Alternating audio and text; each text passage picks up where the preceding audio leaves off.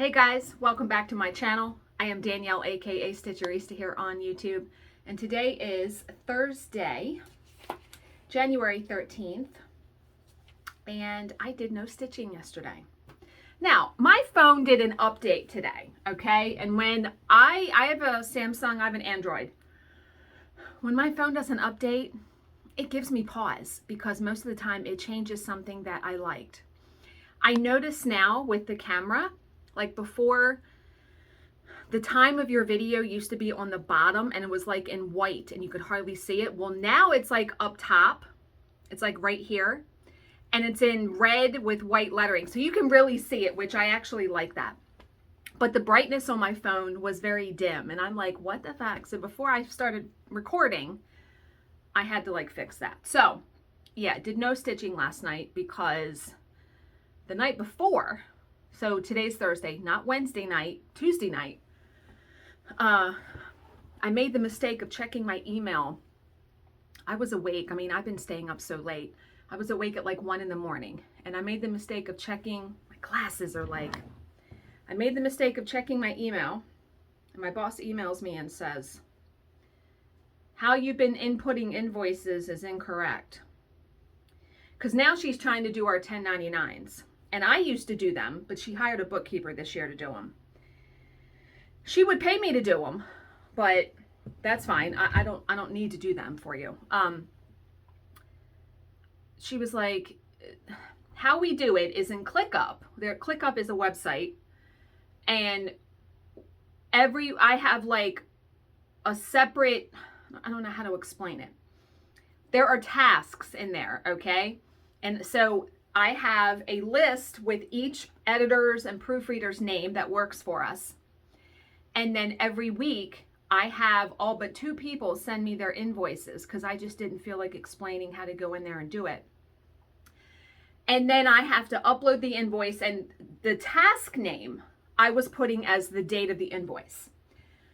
So apparently this is incorrect.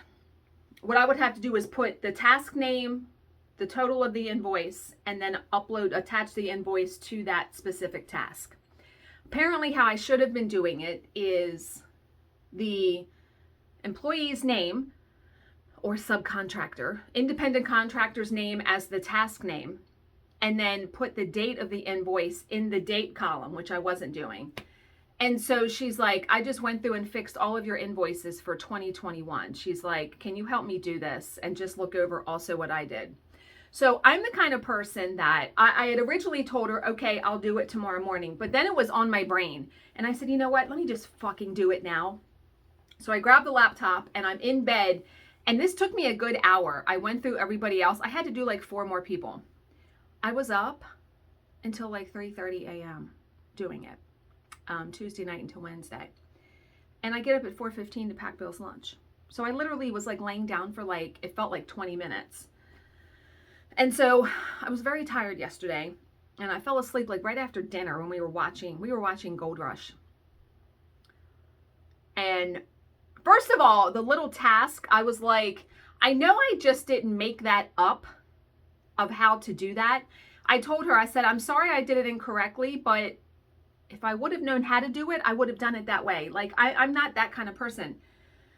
So at some point, someone told me to do it that way, right? So at least now we've only had 2 invoices in 2022. So I was able to go in and fix those. And now I know going forward what to do. But what a pain in the asshole doing that. So I was very tired last night. And when Bill went to bed, I said, I'm just going downstairs. I'm not even, no. I was going to try to watch an episode of Squid Game, and I didn't. I need to start watching that show because every time I see my stepdaughter, she's like, did you watch it? Did you watch it? No. No, I did not. Today I did watch the newest episode of And Just Like That, the reboot of Sex and the City. I'm liking the show. It's good. I really like everybody. And their storylines and stuff. So tomorrow I have a mammogram. Remember, I was supposed to have one back in the end of December before Christmas. And they rescheduled it because they want you to have your booster 6 weeks out, and it hadn't been 6 weeks. So when I get there, I have to stay in my car and call them and then they let you come in. The waiting room is never but me in there anyway. The way they span their appointments is done very well. But I have to ask them, first of all, I have to call Mercy Women's Imaging, and I'm probably going to do that maybe today or tomorrow, because my doctor wants me to get a breast MRI in June of this year.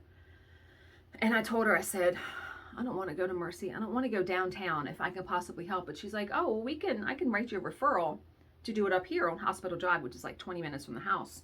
She's like, but you're going to need to get your records. So I have to ask when I go tomorrow for them to put the last 3 years, what did it say?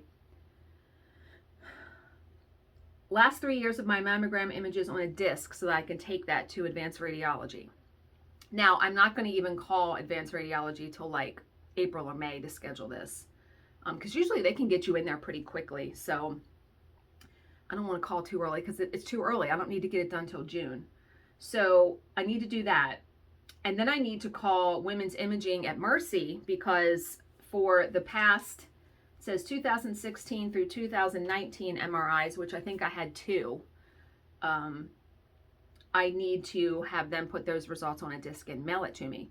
Now, I'm thinking that I may need to pay for that. I don't know if they're going to charge me for that, but whatever. So I need to take care of that and get that stuff done. Because once I go to advanced radiology that's near me and get it done once, well, every time I need to get one, I can go and get it. Because it's like an hour, because they do it by contrast. So they give me an IV with contrast and all of that. So yeah. But yeah, so not looking forward to the mammogram. I never do.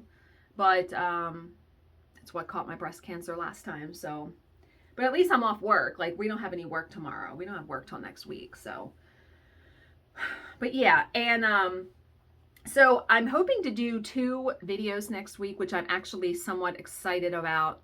It's involving Q snaps. I'm not going to give you guys any more detail. It is these 2 things are not my own ideas. I was looking on YouTube for videos about Q snaps and things like that, and I came across these 2, and I was like, ooh, I need to try that. So, you know, how I do videos like that, I don't steal any credit from anybody else. So what I will do is I will give them credit in my video and say, I'm just trying this out for you guys, and I will link their original video in the description box so you can go and watch it, because these people both did a great job with what I want to try, and it'll just be so cool. So I had to order some supplies last night, and so I'm waiting for those to get here. And I hope they get here like next week, only because I know I'm only working Wednesday and Thursday. So I would like to be able to do these 2 videos for you guys. But yeah, for right now, zipping my lip on it. But I think you guys will like them. And the chair shipped yesterday. Let's go. Yeah. They say it's going to be here Sunday. Now, we are supposed to get winter weather on Sunday into Monday. So Jill and I were talking. We talked by voice message on text. She was like, we're not going to be able to meet Monday because her husband's going to have to work. He works for the state of Maryland, the highway crew. So when there's bad weather or something like that, he's always working overtime. So I was like, God damn it. So I said, you know what? We'll just put the kibosh on it. I'm going to mail your gifts. I said, I have to get them off of my table. And honestly, although I would love to see her, I don't like to go anywhere anymore. Unless I absolutely have to, like to the doctor or something like that. And I told her, I said, you don't have to mail my gifts. I said, maybe one Saturday I'll come over, you know, we can have lunch at your house or whatever. But yeah, don't worry about mailing my stuff. But her stuff, I mean, I buy for her husband and her 2 kids too. So I have like 6 things I need to mail. And then I asked Bill, I said, can you grab me a box from work? Like, do you have any boxes? Because what I want to do, I don't mind paying the money for shipping. What I want to do is what I did with my brother's gifts is I boxed them up with my own box and paid for UPS to come pick them up. Oh my God, fucking brilliant. Put it on the front porch. They come pick it up. Piece of fucking cake. I think I paid like $18 for shipping. I don't even care. That's fine. I'll do that. I have no problem doing that, because for me not to have to leave my house and go in a store and ship this, brilliant. So I'm going to try to do that tomorrow. Try to get those shipped out to her tomorrow. And my appointment is very early in the morning. It's at 8 o'clock. So Definitely got to get up earlier than I have been, and at least I'll probably be home by like 9 or 9:30. And ooh, you know what I might do? There's a Chick-fil-A and a Starbucks like close to where I get my mammogram, so maybe I'll stop at Chick-fil-A for breakfast after that. That'd be a little treat to myself, right? Okay, a couple things. So yeah, the chair is coming. It's going to be here Sunday. So I texted Bill and I was like, hey, can we list my chair tomorrow on Facebook Marketplace, or even today, even to maybe when he gets home, I'll see if he'll want to do it. I said, because I want it gone before the other chair gets here. That way I don't have to even fool with it. So we're going to try to do that. And I hope they are right about it coming Sunday. I did not know FedEx delivered on Sunday, and we're not supposed to get snow until like Sunday night. Yeah. So there's that. And then I forgot to mention yesterday, one of my subscribers, Val, sent me a Doordash gift card. She said she received it last year and she'll never use it, but there's no expiration date on them, and it's for $30. Let's go. So I'm going to save that because Bill plays poker once a month. So I'll save that until the next time he plays poker, and then I'll be able to order sushi and pay for it that way. So there's that. And so yesterday's story, a lot of you had comments saying it was ripped off from The Giving Tree by Shel Silverstein, and I know I've read that and didn't even put two and two together. Yeah. I read these stories from a Kindle Unlimited book that I found in Kindle Unlimited, so it was, I'm not the author of the story. But, yeah, I do remember reading that, but didn't put two and two together. Still a good, you know, all of these have been like good little morals, you know, to life.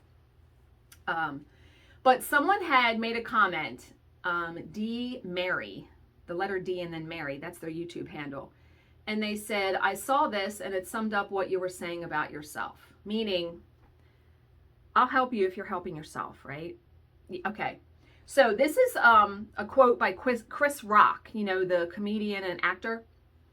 He says, I'd always end up broken down on the highway. When I stood there trying to flag someone down, nobody stopped. But when I started to push my own car, when he tried to push his own car, other drivers would get out and push with me. So if you want help, help yourself. People like to see that. Absolutely. Because I feel like if I'm helping someone who is literally not doing any effort, it's taking advantage. And I feel like sometimes people take advantage of Bill's good nature because he will help you and do anything for you. So I'm very cognizant of that, and I've voiced my opinion to him a couple of times about things he has done for people. But thank you for commenting that, because I absolutely love that. And then there's two of my favorite cross-stitch Facebook groups are the Cross-Stitch Stands and Frames, which I linked in yesterday's description. And I think I'm going to have that be like in every video, I'm going to link it. And then there's another one I think called Cross-Stitch Organization or something like that. So those are my favorite ones because I'm always on the lookout to be educated, like for people to show me stuff. And someone had a comment today in one, or had a post in that group and said, you know, when you buy floss, do you always buy the entire set of DMC? And I think what she was meaning to say, like she was starting to organize her floss, but she didn't have the whole set. And, you know, does everyone buy the whole set when they start stitching? Hell motherfucking no. No, we do not. I did not have the full set of DMC. It's probably been now 5 years, 4 years, something like that. And Bill bought it for me for Christmas because it's hundreds of dollars. And now I have two sets of DMC, right?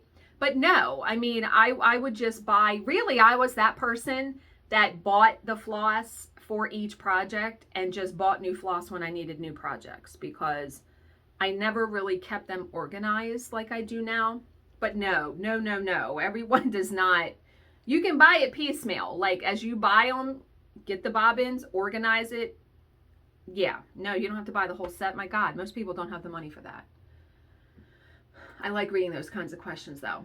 And then finally, so I'm going to show you one here. I also am a member of Shannon Christine Designs Facebook group.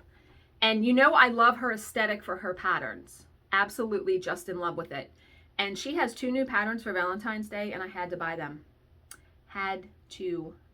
So I'm going to show you what they are. One is called Loads of Love. And they're both fairly small. I mean, they're only like 70 by 60. This one's 71 by 64. And I think that this could look great. See, I'm tempted to do these on perforated paper because I know I have Valentine themed scrapbook layout, scrapbook paper. So I could do a scrapbook. Look at that. Isn't it so cute? Oh my God. It's so, so cute. So there's that one. Why did I do that? And then the other one is called In the Air. And this one is, I like even more than the other one because I love the checkerboard. I love the border. Look at that one. Isn't it so cute? So I will link these down below also. Absolutely love it. Now, I'm tempted, and I haven't tried it yet. You know, I've been on the bandwagon of on 14 count now, I want to do 3 strands.